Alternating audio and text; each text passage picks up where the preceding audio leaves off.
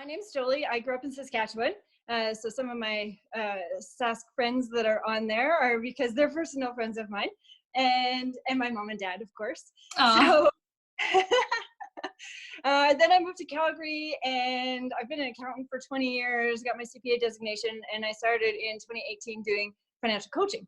So my business name is Well-Being Coaching, because well for being healthy, and bean because I'm a bean counter, and coaching because that's what I do, because I don't do the work.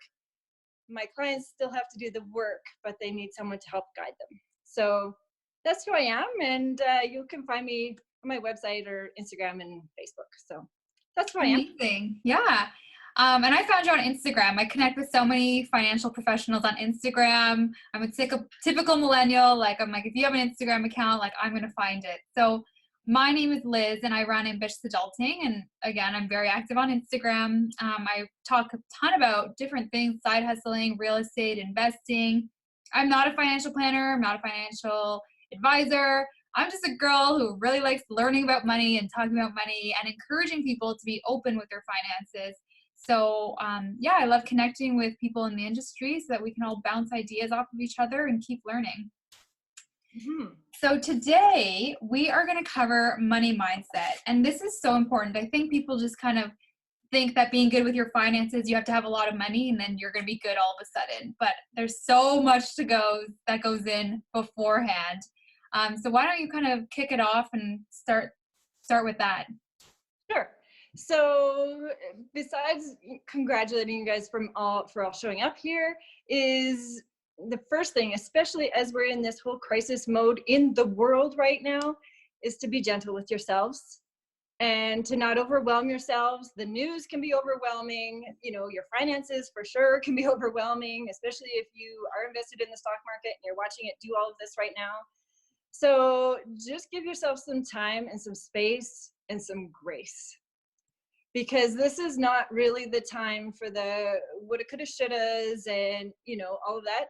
So just be gentle with yourselves that we are where we are. Okay. And then the next thing is really to think about, so who here knows and has read and watched the YouTube of Brené Brown? Because she talks all about vulnerability. So when we're talking about money mindset, guess what? There is not much more vulnerable than you can be than talking about your money with someone else, right? So if that's with your partner or with a coach, or, you know, even just internal with yourself, what is your money dialogue and how does that, you know, impact the decisions that you're making? Right? So I always say we are where we are. There's no shame and there's no blame in how we got here. Of course, we want to learn from some of those mistakes, but I find it especially important if you're sitting down now saying, okay, I've got some time and I'm going to organize my finances and I'm going to look at what my expenses have been for the last 3 months. Great first step. But this is a no shame, no blame. So especially when I work with my couples clients, it's not about you spend too much money eating out, you buy too many shoes, right? These are old habits that we talk about. And so this is a mindset shift in that we're not going to point fingers, but we're going to rethink of those things. So when we're talking money mindset, we're not blaming and shaming, but we're going to look at those as opportunities. Okay? So if we see that our eating out has gone crazy, not this week, because Yeah, I'm like, but if you're looking at your January expenses and you're like, holy cow, well, guess what? Rather than feeling bad about that, I want you to be excited about that, to say, this is a great opportunity for me to make some changes and to save more money or to allocate it where I feel that it's better serving me. I love that. So you're just shifting that perspective instead of like feeling bad and feeling guilty. You're just like, you know what? This is a great opportunity. Exactly. Mm-hmm. So, and the other thing is, if you're doing that, this is the starting point, right? We have to know where we are. Okay, so back up a little bit. So we do a lot of values and goals work, and then as an accountant, of course, the first thing that I have them do is a net worth statement, because that's a balance sheet for an accountant, right? And then we do an expense analysis, which is your income statement, right? So we do all of this to find out what our history has been and where we are right now. But the whole point of that is to decide, well, this is where I want to be. Mm-hmm. And so we need to find a plan to get there. So if you're holding on to the baggage of, oh, I shouldn't have done that, and I'm so stupid to charge that trip on my credit card or whatever, you're not forward thinking in, I'm here and this is where I need to be next. Make sense? Right. Yeah, like it already happened. So now what? Exactly. So of course now with this whole COVID and people are losing their jobs, I don't want to gloss over that. It is very scary. It is very stressful. I have a lot of friends and acquaintances and everybody that is out of work, worried that they're going to be out of work. Maybe they are working and they're worried that they're going to get sick. These are very big deals. This is a very big stressor. So I really need you guys to ground yourselves. Mm-hmm. Okay. So lots of people talk about, starting a gratitude journal. I'm not one for writing, but of course it's an excellent exercise. I'm just lazy and I don't get to that state, but I do practice gratitude. So what are some of the things that is our actual reality without getting anxious about the future? What is our reality?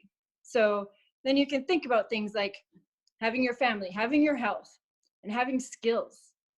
Even if you don't have a job, you still have skills. Okay, so again, this is just reframing in your head to settle down some of that panic and that anxiety. For Okay? sure. And I know for a fact that works. And gratitude was a learned behavior for me. It's a learned practice because I didn't wake up grateful and I teeter-totter on the journaling because I'll try and my hand gets tired and then I won't journal for 3 months. But I'm the same way. I definitely remind myself of my gratitudes, especially when I'm feeling overwhelmed. I'm like, you know what, bring it down. And I will be like so grateful for running water, especially growing up in Mexico. Like that is legit a thing. Like we did not have running water you could drink. And so, yeah, you get all the way down to the nitty gritties and you can find a lot of things you can be grateful for. Mm-hmm. Mm-hmm. So then I would say the next step is really to look at your values and your goals. So anytime when I'm working with my clients, we spend the whole first session, that's all we talk about is values and goals and how our childhood has impacted us to, where we are now, because all of those things have imprinted on us when we were 5 or when we were 10. And, the things that we've learned along the way, we're still learning, right? So I really do a lot of work on values and goals. And you guys can do this on your own too, right? There's lots of, quizzes and self-help and those kinds of things online. But that's where we always start when we start talking about money, because that's the whole reason why we're trying to sort out our finances, right? So then from there, we can move on to create just a simple plan. So again, things are very hectic right now. And I don't want to overwhelm anybody with, oh, here's all the things in the TFSA and, all these crazy things going on right now. No, just something simple.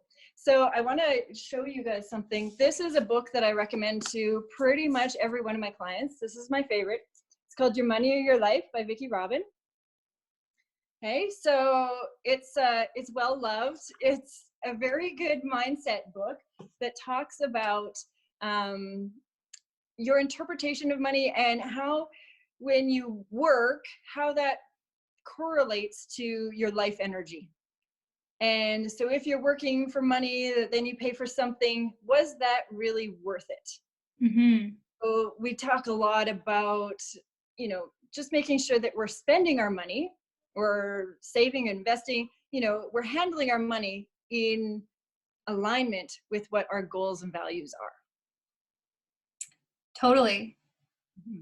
Yeah, I do a lot of value work as well. Like, why do you even work? And I think I had this like really strong epiphany when I decided to quit my job to be like, why am I working at this job to do what? And so it was kind of like I had to really get my values in order and my priorities in order to create a life that aligned with that. And so, yeah, it's interesting to explore that.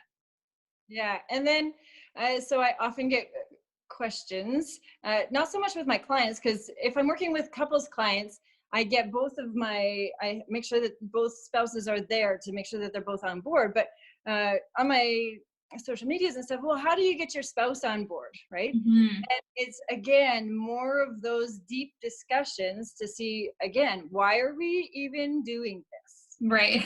You're like, what? Yeah, that's a strong question. Like, why am I doing this? Like, is it for retirement? For me, it was about flexibility and just feeling like I could do whatever I wanted when I wanted. That at the end of the day is like what drives me. I'm like, I don't want to do it, so I don't have to do it. Yeah, exactly. So, and the other thing that I really want to mention right now is the stock market is doing this. The job market is doing this. Right now is not the time to be making big financial decisions. Mm-hmm.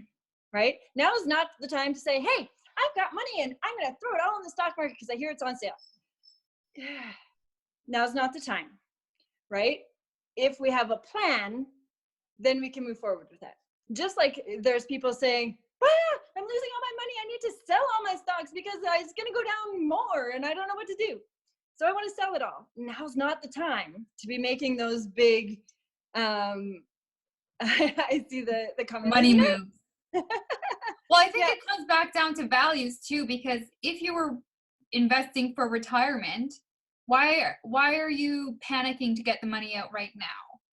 Well, and some people are closer to retirement, Right. so they're freaking out a little bit more, right? Yeah. So there's different ages and a time horizon, all those things involved with it. But when your emotions are at this heightened state, like they are right now, because everybody's freaking out, now's not the time to make these big rash decisions.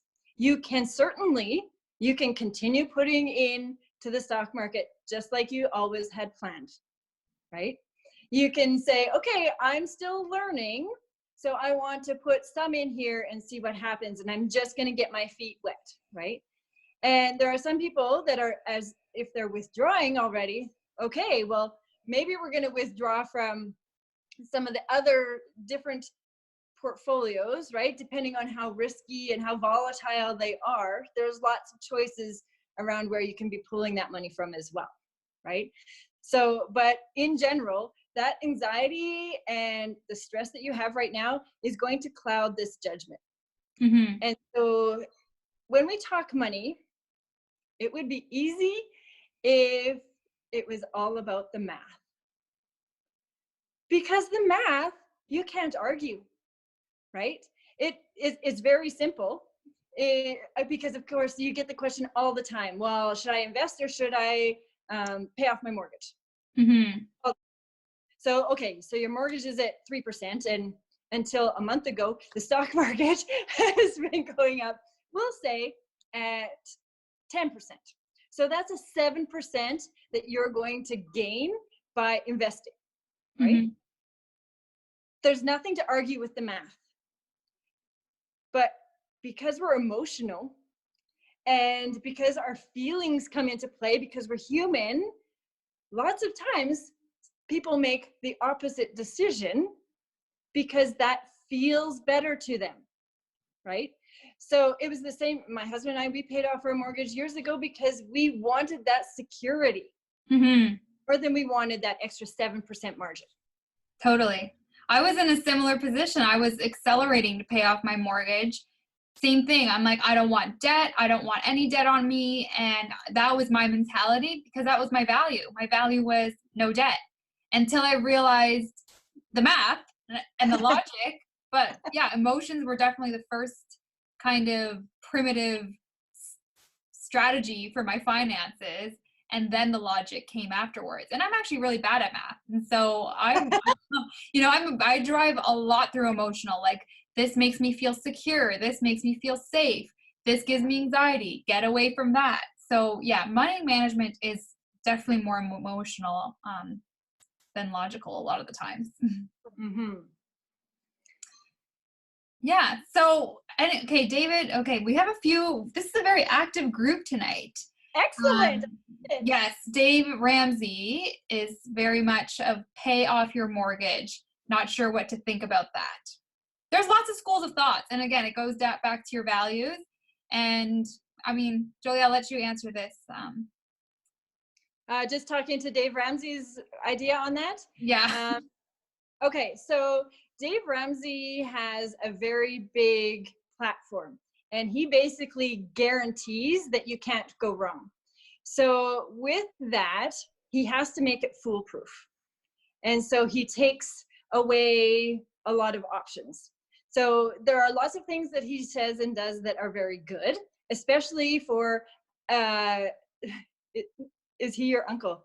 I don't know. Who's that? I know, Oh, because we have the same last name. We're like, how cautious do we have to be here? so he has to have his program that it fits everyone, right? He has one program for everyone. Right. And so I don't agree with all of the things that he says. And so I don't know, the math would say that that 7% margin that you're going to get in the stock market is a smarter choice than paying off that 3%. Yeah. But again, it's personal. I mean, I think he's also Totally. against credit cards, which Totally. I'm not. Like, I love using my credit card because I I, can pay it off. And I like the insurance that it gives me. I like the protection that it gives me. I like how I can track it. People are very into like cash. I feel like I lose cash more easily because all the change goes into my pocket or into my purse. And then all of a sudden I just have all this loose change. That doesn't happen with my credit card. So, anyways, it's like lots of people have different schools of thoughts, and you can be very good with your money and still have a credit card. But Dave Ramsey is anti-credit cards. he's very anti-credit card because he has one program for everyone, and he can't have someone slip through the cracks and not be good with their credit card and then be a failure, right? Mm-hmm. So anybody that uses travel hacking and gets points and cash back, and we're all looking at that like that doesn't make any sense. Why would we not use our credit cards, right? No, I was just in Iceland and in Italy, and our Iceland trip was 100% paid for by credit card points. Mm-hmm. So, you know, of course, that's a whole other discussion about credit and responsible use for credit. But I essentially use my credit card like a debit card. So if I don't have the money, I'm not buying it. Mm-hmm. Mm-hmm. But that's my thoughts on part of Dave Ramsey's philosophies because yeah, I think I'm on like kind of the other end of the spectrum for him.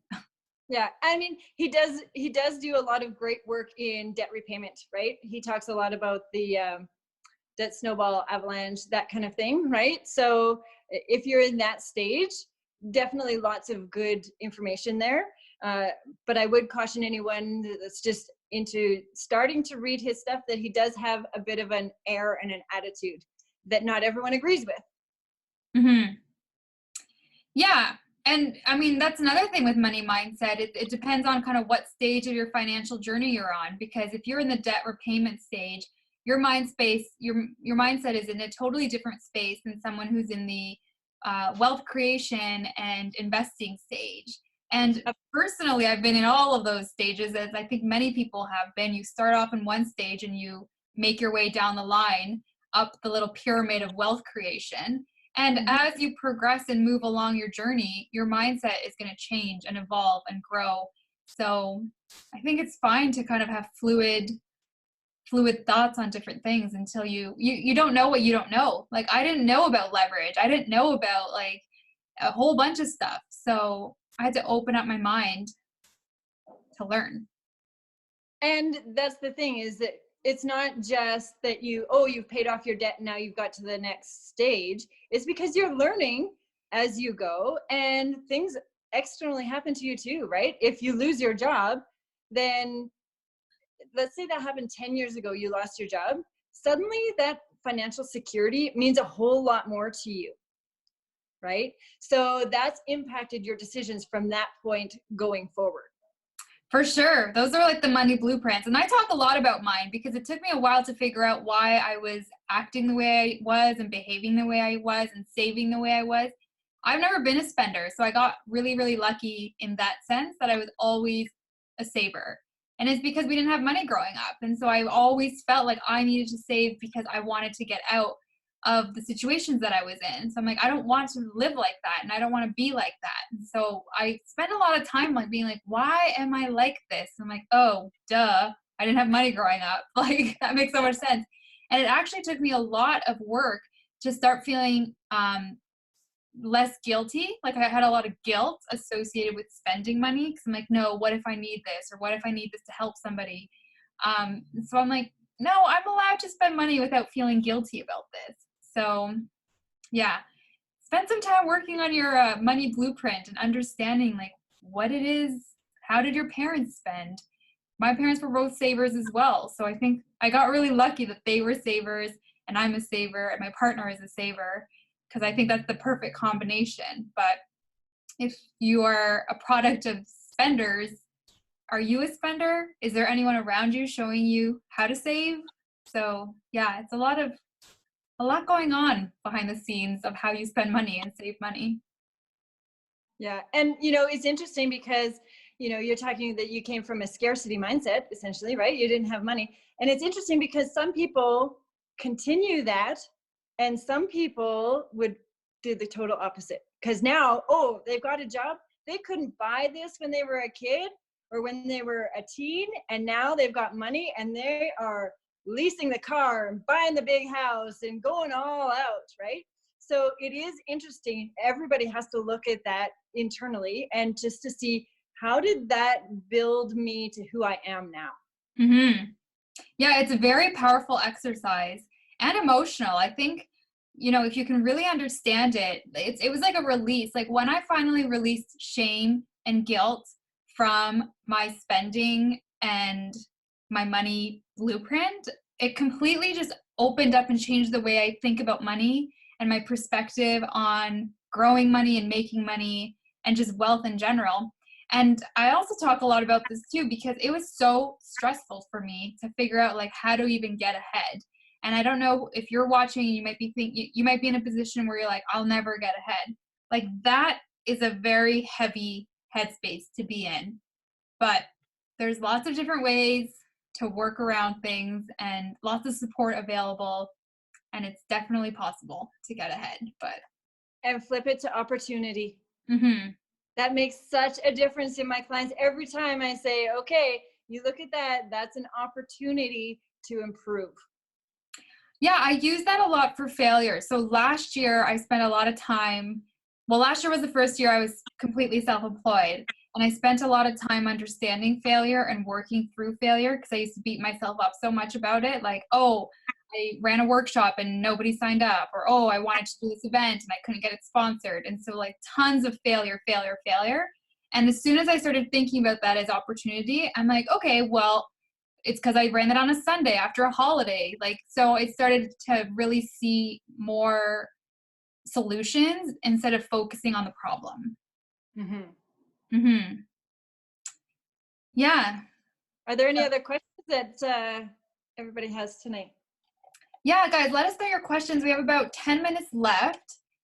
We're all, we're all humans here, just trying to figure it out. And this is a strange time. Like I've had a lot of emotions. Like sometimes I'm super calm. I'm like, it's fine. My finances are under control. I have an income. And other times, because it moves so quickly, I'm like, oh my gosh, what if tomorrow something changes? Or what if my investments, well, they're already like all in the toilet right now, but I'm like, what if they keep going even further down?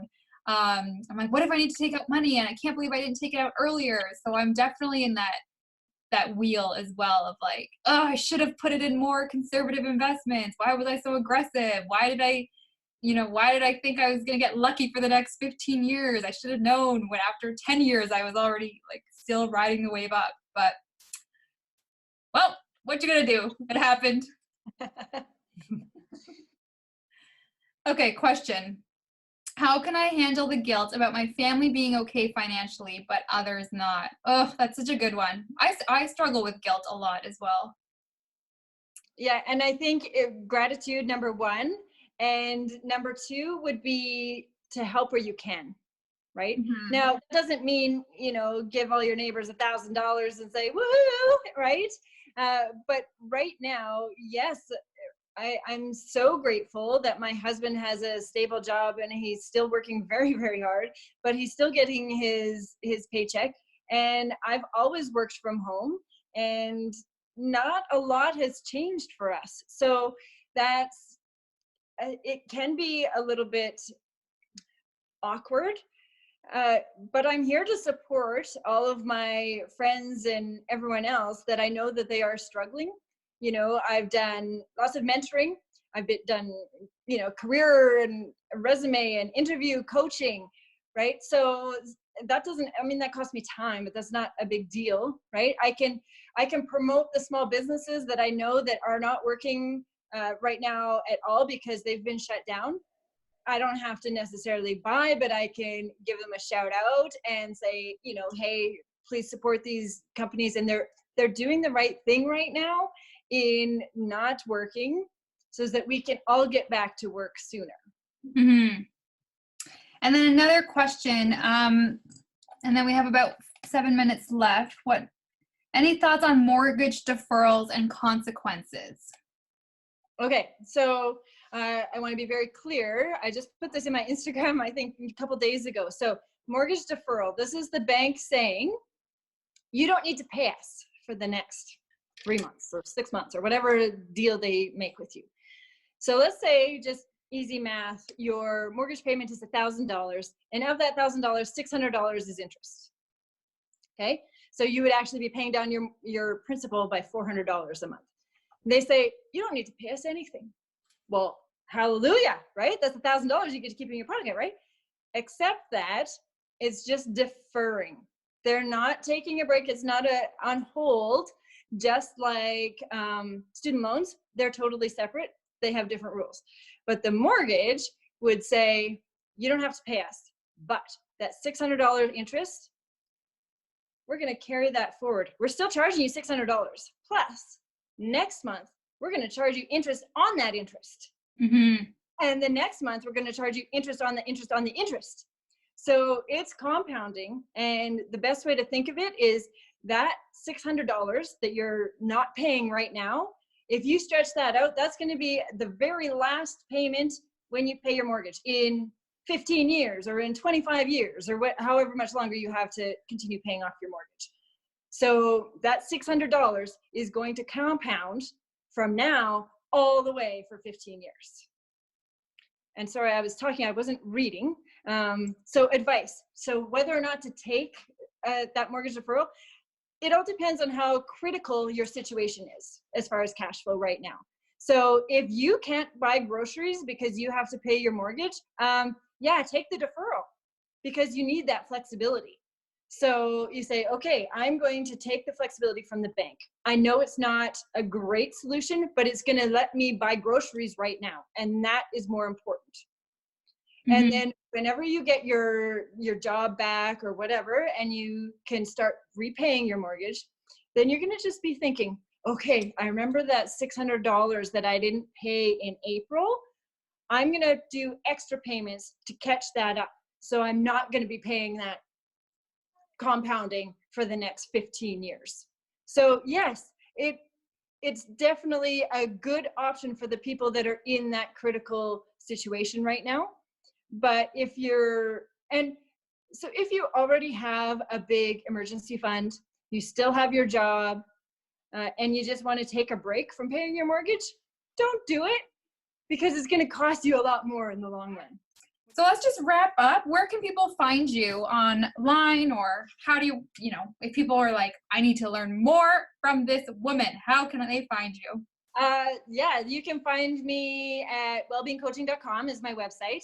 It's not quite as updated as well as my Instagram is Wellbeing Coaching, and my Facebook page also is Wellbeing Coaching. So yeah, reach out to me anywhere there. I can hook you up with, I'm doing free chats right now for anybody that's really impacted with this whole COVID thing. Like, give me a shout and I'll talk you through, because that's really, we're talking about ways we can give back. That's one of the things that I'm doing to give back, right? It's not going to be a full coaching program like I do with my clients, But if you need someone to talk to and you have questions about this or this and you're in panic state and you just need to be talked down a little, give me a shout. I'll set up a quick Zoom like this, just me and you, and away we go. We can chat it through. That's amazing. And one of the ways I'm giving back is just giving you guys all of this free content, these videos. They're on my YouTube channel as well. There's a ton of resources on my website. So definitely take advantage of all the free financial resources available to you. Follow me on Instagram, ambitiousadulting.com, or you guys know the drill, ambitiousadulting.